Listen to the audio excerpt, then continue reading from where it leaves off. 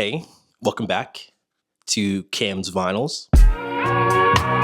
Man, isn't it a wonderful day to be a Mac Miller fan? Balloonerism just dropped this weekend. It's so great to finally get an official track list for Balloonerism because for a couple years, Balloonerism had just been floating around unofficially, but just like how Faces finally made it to streaming platforms, so happy Balloonerism did too. But with the release of Balloonerism, it got me thinking. I started thinking about the connection between Balloonerism and Faces, because I know that for a very long time, people had already been making comparisons between the two, oftentimes just saying that they're two sides of the same coin. But it got me thinking, how similar are these two albums? So I started doing research and it blew my mind of how similar these two albums are. Honestly, I would even say that they're two sides of the same coin.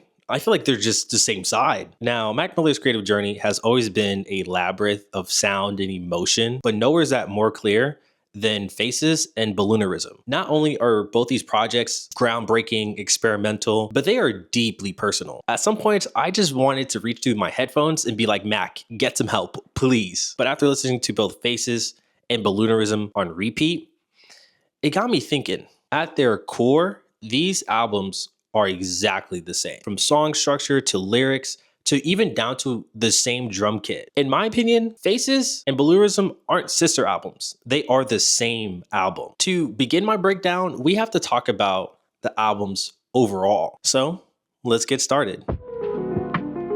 To understand the connection between Faces and Balloonerism, we have to first get to the heartbeat of both projects. And by heartbeat, I mean that literally. We have to first understand the drum kits and how these songs are created in the first place. Both projects lean heavily on minimalistic drums and jazz samples. Both projects often blend dusty kicks with very clean and crisp snares, creating this jazzy percussion. Playing the drums like this often gives the listener a raw feeling of that this feels like live instruments. Now, I've been listening to Faces for years, but after this weekend listening to Balloonerism, I often felt like I've heard this beat before. I oftentimes caught myself listening to the same song over and over, just trying to pinpoint where I heard that kick before. Oftentimes going back to Faces to listen to the drum pattern of many different songs throughout them, bouncing between Diablo to $5 Pony Ride, going to Ave Maria, and then right back to Funny Papers. Most listeners would agree that these albums are sister albums,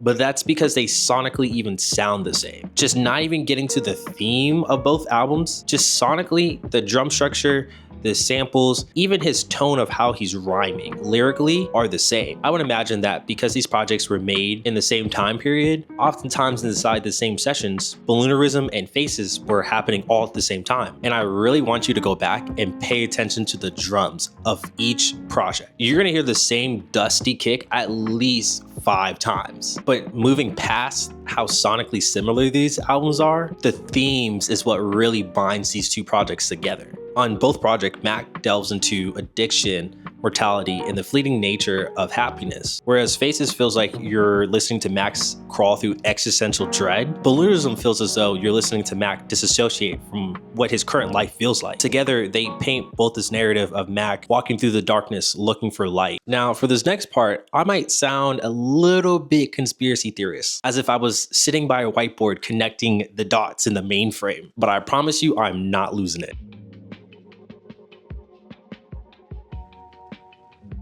When we start talking about song structure and the comparison between both these tracks, I feel as though there's something really there to talk about. Now on Balloonerism, the first beginning tracks are Tambourine Dream and DJ's Chord Organ with SZA, but in my opinion, that isn't exactly where the album starts. Mac Miller truthfully completely shows up on the third track of this album, Do You Have a Destination? Now using this song structure, pulling out the first 2 tracks of Balloonerism and starting from Do You Have a Destination, there is something to talk about the comparison between Faces. Now here's where I start to sound like a conspiracy theorist. When you start comparing the song titles, they almost sound exactly the same. In my crazy brain, I connected these 2 songs as in Do You Have a Destination and Inside Outside. To me, it feels like he's saying, do you have a destination? Are you inside or outside? Do you know where you're going? It sounds like a stretch, but hear me out. The similarities to me continue on to the second songs. The next track on Balloonerism is $5 Pony Ride, and on Faces, it's Here We Go Again. Now,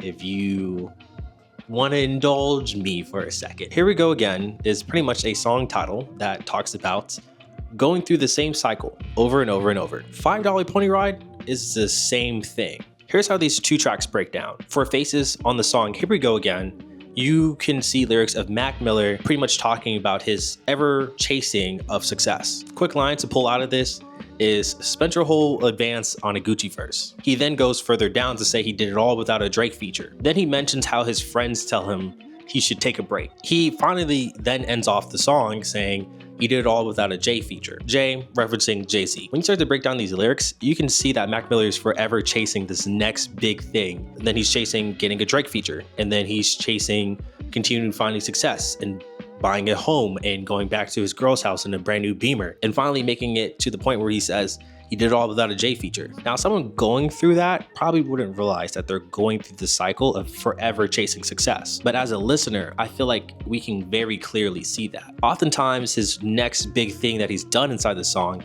just isn't enough. Now, when you compare that to Balloonerism's $5 Pony Ride, I feel as though the title itself, it just describes the whole circular nature of the song. For those of you who don't know what a $5 Pony Ride, oftentimes when you go to a state fair or a rodeo or something, you can see that you can get a $5 pony ride. But how these pony rides are set up is the pony pretty much walks around inside a circle, around a stake, oftentimes going in circles and circles forever, really showing the circular nature of the $5 pony ride. Now, the main themes of $5 pony ride reflect on nostalgia, relationships, and the disillusionment of how life can be so simple, with $5 pony ride becoming a metaphor for chasing something that's more meaningful, oftentimes going to a repetitive nature of what life can provide you. Both songs begin to explore how cycles can shape identity. Mac oftentimes dealing with the pressure of external and internal pressures of success. I also feel like when you listen to Here We Go Again, it just has this relentless feeling of Mac chasing something new,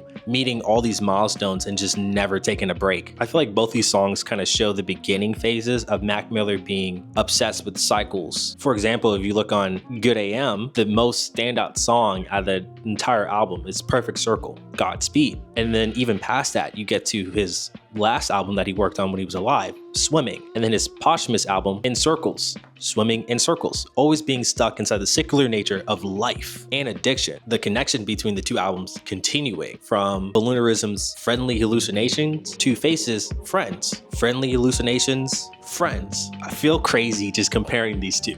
Both dealing with altered states of reality, companionship, imagination, and escapism. When listening to Friends on Faces, I feel as though Schoolboy Q almost feels like an hallucination in the background calling out to Mac. Friends feels as though Mac is disassociating from real life, oftentimes giving into the surreal or absurdity of what's going on in his life. Referencing Clockwork Orange, he finds himself comparing himself to God even. That could be because he's going through the throes of addiction. That could be because he also mentions in one of his lines, snowflakes keep falling on his expired debit card. Now, I'm hoping you know what that means, but I'm not really sure if I can say it on here. I'm not trying to get demonetized. But if you know anything about those substances, you would know that oftentimes you disassociate, oftentimes feeling grander than life, lashing out uncontrollably. The next line after that is F. Ken Lamar, referencing Kendrick Lamar. Mac on this song can also find himself doing things he doesn't even remember, referencing him and Q putting people on the label that he doesn't even remember. Can you see that he's disassociating and it's almost like he's hallucinating? He doesn't know what's going on. He's in an altered state of mind. Now, on Friendly Hallucinations, Mac doesn't talk from a first-person perspective,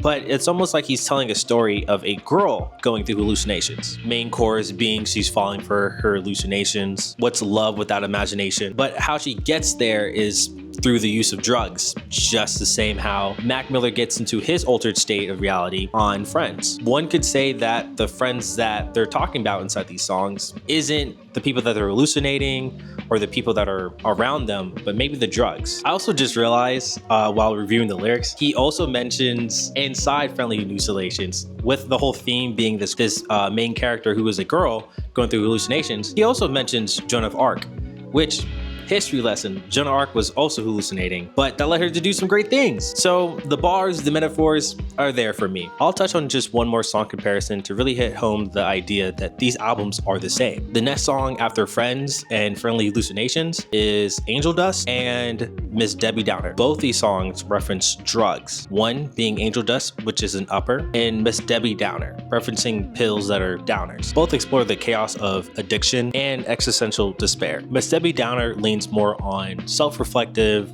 storytelling, while Angel Dust captures this raw, visceral nature of Angel Dust. In both songs, it feels as though he's approaching both substances as a third person. On Angel Dust, he says the line, "What are you afraid of? It's just a little angel dust," almost downplaying the visceral nature of this drug. He also does the same on Miss Debbie Downer, downplaying the destructive nature of these drugs by just saying, "Even pills turn to powder, babe," really downplaying the serious nature of what he's doing. Now, another strong connection that you find between these two tracks is on the song New Faces, where he specifically says mixing uppers and downers is practically suicide. Angel Dust being an upper and Miss Debbie Downers being downers. You can tell throughout both projects that Mac was dealing with heavy bouts of addiction. Every song at one point mentions some sort of substance abuse and existential dread that he feels having to go through this. Now, we can keep going on and on about the connections between different tracks on each project, like the connection between It Just Doesn't Matter and Funny Papers, Therapy and Excelsior, San Francisco, Shangri-La, and even Colors and Shapes and Rick Rubin's Piano. Just know that every track on both these projects talks about some sort of form of addiction, existential dread, or disassociative nature of what's going on through Mac Miller's life. Where Faces often hides the same feeling and themes from Balloonerism, with some sort of humor. And when it comes to Balloonerism, it feels like the themes and the subject matter that he's been talking about are way more to the forefront. It feels more raw, and it doesn't feel like he's hiding behind sarcasm or humor. Although I'm not going through every single song to talk about the comparisons between each project, I do have one last comparison that I do want to make.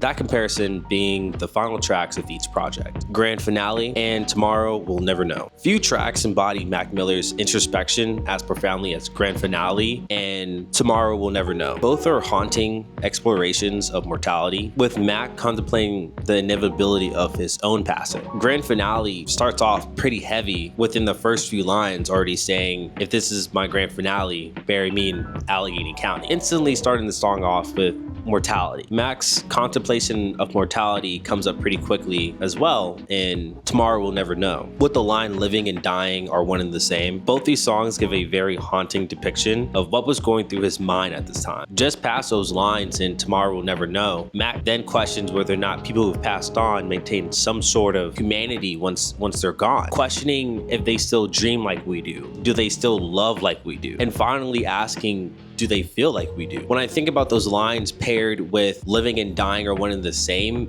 it has me thinking he must have felt at the time he was already dead. With this addiction taking such a strong hold over his life, he may have felt like he was already gone at that time. That, in comparison to Grand Finale, almost feels very haunting and sad, because in Grand Finale, it feels like it's a celebration that he would be dead. Almost like if he were to pass, he would be thankful that it would be over. And as just a person, just thinking about how deep in addiction he was in at that time, honestly very sad to me as a Mac Miller fan. And when you compare all of that from Tomorrow We'll Never Know to Grand Finale, it feels very haunting. When listening to Grand Finale, it almost feels like Mac Miller would be embracing or celebrating his past, questioning the listener if you are ready for the fireworks. And on Grand Finale, with how casual he raps about him possibly passing at the time, it makes me think that he would have been okay if he did, because he would have finally beat his addiction or be over his addiction. Either way you take it, because we know the outcome, these tracks are incredibly sad. And as a Mac Miller fan, it hurts me because I didn't think about it as deeply as I did when doing research for this. When sitting there listening to a person's cry for help and not realizing it at the time, it puts a different perspective on the rest of his career.